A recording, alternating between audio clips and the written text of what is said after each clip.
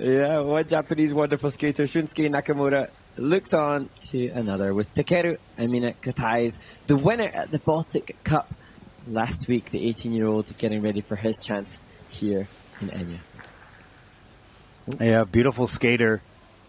He had a wonderful performance last week. And a surprise performance for himself, and he hopes to be able to duplicate that here. He's had some pretty good practice sessions. Interesting, because he was so good and virtually almost clean last week. So in the 6 days since his free skate in Poland, what can he do to top that here? And this is his first time on the Junior Grand Prix this year. And a 79.06 last week at the Baltic Cup. He'll look to try to top that score and his teammate right now in the short program.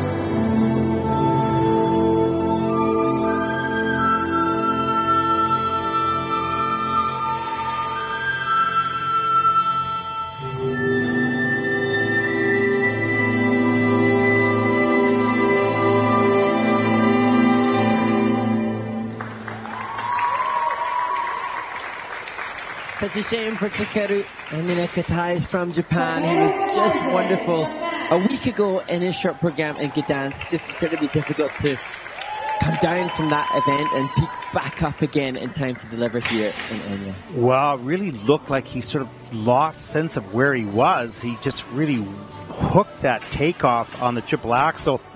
And then the next jump was going to be a jump combination, but he went for the loop instead and just shanked that as well. Just sort of not in the moment. Turned it around after that, and you can see some lovely qualities, but that's going to be very costly. Let's slow this down a little bit here and see right here, it leans way outside the circle, then yanks that takeoff edge around, gets on a lean, over-rotates with the upper body, hits the boards. So, you know, a little disturbing. Getting behind the music now, trying to catch up.